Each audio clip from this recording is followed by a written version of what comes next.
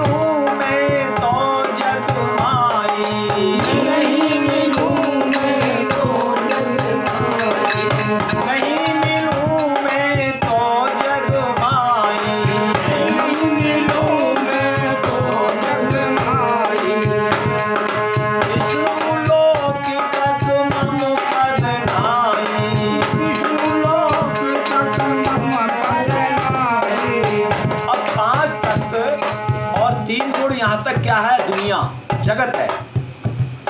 तो भगवान शंकर कह रहे हैं कि उमा कहूँ निज अनुभव अपना, सत्य हरि भजन और जगत सब सपना। तो जगत में क्या मिलेगा, उसका प्रतिबिंब मिलेगा, अनुप्रविष्ट। कि भाई हमारे घट में जैसे ये दिया नहीं, घट में है सूजन, नहीं तो घट में क्या है। अगर वो घट में होता तो आत्मा को पाप और पुण्य लगती, जैसे मन के लिए पाप लग जाता है, शरीर को पाप लग जाता है, वैसे आत्मा को भी लग जाता है। तो आत्मा घट में अनुप्रविष्ट यानी प्रतिबिंब के रूप में है। जैसे सूर्य का प्रतिबिंब, अगर हम घड़ा यहाँ भर के रखते हैं 10 और सूर्य कितनी ऊपर है, मगर उसका प्रतिबिंब सूर्य वो जल में हमको दिखाई देता है। ऐसे ही अनुप्रविष्ट यानी उसका प्रतिबिंब हमारे घट में आ रहा है, मगर वो बहुत दूर है।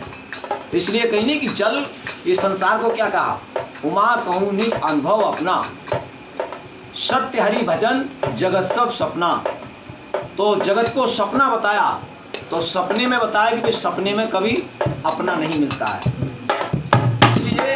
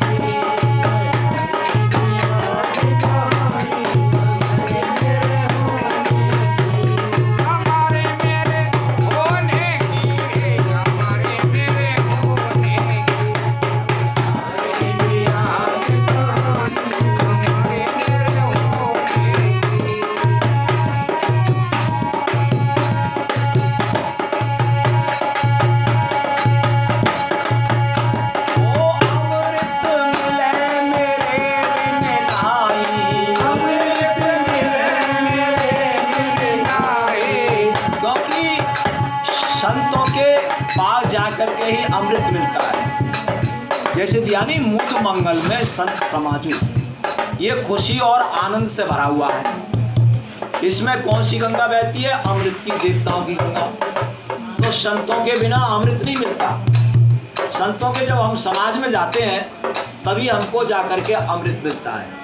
इसलिए हमारे जैसे भगवान कृष्ण के लिए संत कहा, राम के लिए संत भी कहा, देव भी कहा गया, ऐसे ही भक्तिराम महाराज को भी महापुरुष की उपाधि दी गई। जैसे आर्य समाज में महाशय कह देते हैं, कहीं उसको महापुरुष कह देते हैं, कहीं भगवान कह देते हैं, तो अनेक नामों से विख्यात होता है। बता रहे हैं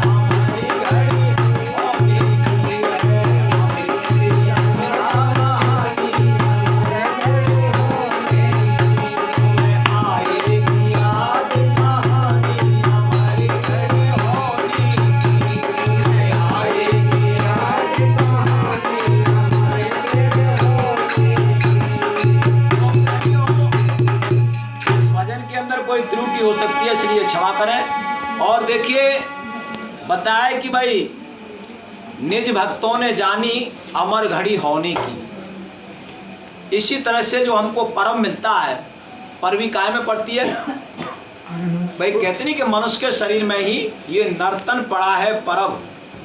ये मनुष्य का जो शरीर जो मिला है ये तुमको परम मिला है, उस अमृत की गंगा में नहाने का मौका है। क्योंकि ये मोक्ष का साधन भी बताया कि मोक्ष का साधन भी है, और एक तरफ से इसको अधम भी कहा है। छितजल पावक गगन समीरा, पंच रचितिये अधम शरीरा। एक तरफ इसको मोक्ष का साधन भी बता रहे हैं और एक तरफ इसको अधम भी कह रहे हैं। तो सबरी ने क्या कहा? अधम से अधम, नीच मैं नारी, मैं अधम से भी अधम हूं। भगवान राम ने जब कहा कि ये सबरी तू मेरे लिए बहुत प्रिय है, क्यों कि अगर मनुष्य के अंदर एक प्रकार की भी भक्ति आ जाए, नौ में से जो एक होई, जीव चराचर पावे मोई, अगर एक प्रकार की भक्ति भी उसको मिल जाती है तो उसका कल्याण अवश्य होना है, कोई संदेह नहीं। और तेरे अंदर तो ये सबरी नवदा भक्ति, 9 प्रकार की भक्ति मौजूद है, इसलिए तू मेरे लिए प्रिय है। तो प्रेमियों, एक प्रकार की भी भक्ति अगर हमारे अंदर जागृत हो गई है तो हमारा कल्याण होना अवश्य है। क्यों? जैसे एक अग्नि की चिंगारी तमाम कबाड़ को जला करके राख कर देती है, ऐसे ही जब ये भक्ति एक प्रकार की भी हमारे अंदर प्रकट हो गई अभिषेक, तो ये हमारे पूर्व जन्म के जो पाप हैं इनको सबको जला देती है। शुभ कर्म को नहीं जलाएगी, ये पापों को जलाती है। क्योंकि शुभ कर्म तो हमारे लिए भाई जैसे सद्बुद्धि मिलेगी, अस्वस्थ जो स्वस्थ देह है वो प्राप्त होगी शुभ कर्म से, और निर्भयता भी मिलती है। भजन में भी मन लगेगा जब हमारे शुभ संस्कार जागृत होते हैं। तो इसलिए शुभ कर्मों का जब हम भक्ति करते हैं तो भक्ति करने में, संतों में आकर के हमें शुभ कर्म करने का मौका भी मिलता है। फिर उन कर्मों के लिए बताया कि निष्काम कर्म में बनाते रहें, सेवा करें, तो सेवा में भी बताया कि सेवा में भी हम उनकी इच्छा नहीं करें, परमात्मा के लिए समर्पण करें कि हे प्रभु शुभ अशुभ जो भी है वो सब तू है। जैसे कहा नहीं कि ये सारा संसार तेरा रूप है, ये संसार तू है सबका पालनहार, ये सारा संसार तेरा ही स्वरूप है। इसलिए मैं जो कर रहा हूँ शुभ कर्म, मेरी दृष्टि में जो शुभ कर्म है मैं तो तेरे लिए कर रहा हूँ, अशुभ कर्म को त्याग करके ये भी मैं तुझे ही समर्पण करता हूँ कि ये देह भी तेरी है और ये जो इसके द्वारा जो कर्म हो रहा है ये भी तेरा ही है। तो हमारा निष्काम कर्म बनता चला जाता है। निष्काम कर्म ही जो है हमारे संचित पापों का नाश करता है। और आवरण को मिटाने के लिए बताया ज्ञान, कि ज्ञान से ही आवरण मिट जाता है। जब अंधकार मिट गया मोक्ष की प्राप्ति हो गई। इसीलिए एक बहन जब बताया कि अपनी बेटी को जब विदा कर रही थी तो उसने कहा कि बेटी अब तक तेने हमारे यहाँ की पढ़ाई पढ़ी, अब तुझे मैं कुछ बातें जो तेरी ससुराल में तेरे काम में आए, क्योंकि वहां तू लड़ाई झगड़े से उनसे अगर जीतना चाहेगी तो लड़ाई झगड़े से नहीं जीतेगी। इसलिए सेवा करके प्रेम करके तू उनसे जीत सकती है। तो क्या बता रही थी वो अपनी बेटी को विदा करते समय, और मानिए दुलारी मेरा कहना कि सुभाती रहना जाके ससुराल।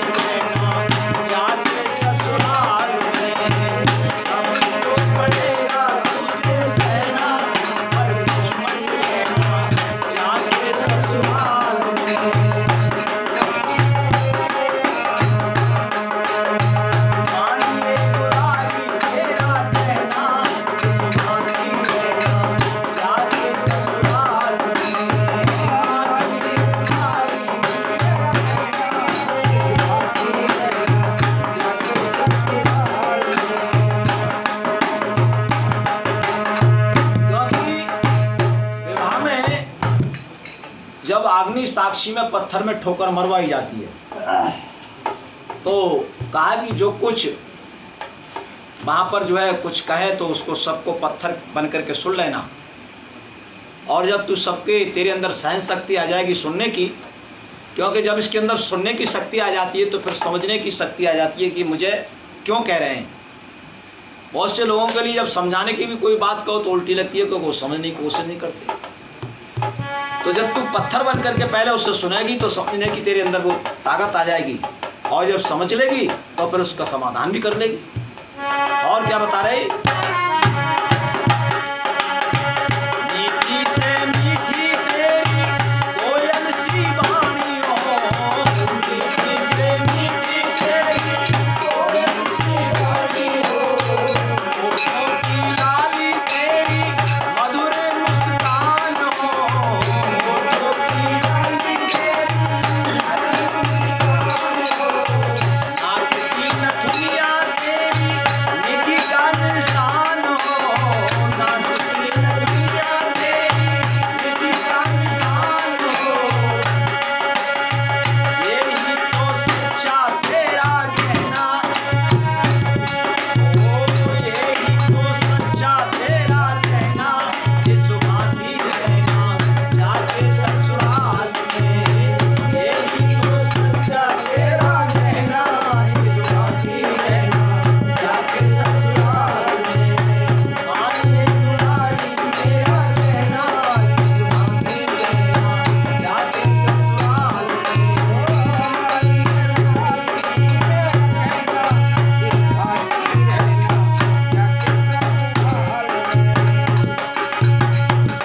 हमारे लिए विवाह में भी जो है वही पढ़ाई पढ़ाई जाती है, और वही हमें अध्यात्म के द्वारा पढ़ाया जाता है कि भाई संसार में कुछ समय के लिए आए हो काम करने के लिए, तो ऐसा काम करके जाओ तुम्हें दुनिया याद करती रहे। जैसे कबीर ने कहा है कि जब हमारा जन्म हुआ तो जग हंसा हम रोए। बच्चे का जब जन्म होता है नहीं तो सब खुशी मनाते हैं, बच्चा रोता है, अगर नहीं रोगा तो उसे जबरदस्ती रुलाएंगे, क्योंकि अगर ना रोवे तो अशुभ मानते हैं, इसलिए उसको रुलाते हैं कि भाई इसको अगर नहीं रो रहा है तो रुलाओ। तो उन्होंने कही कि जब हमारा जन्म हुआ जग हंसा हम रोए, ऐसी करनी कर चलो कबीरा जग हंसे हम रोए। हम हंसे जग रोए, हम हंसते रहें और जग ये रोता रहे। तो आज कभी कभी महापुरुषों ने जो वैराग्य ऐसे भजन ऐसी वाणी छोड़ करके जिसको हमको सुन करके रोना आ जाता है, और कोई कोई हमारे लिए आनंद प्रकट कर देता है। तो बताया आगे कि वैसे ये संसार सपना है, तो सपने में तो कभी रोना कभी हंसना चलता रहता है। तो इसी में बताया है, और जागो रे जागो न रे नारी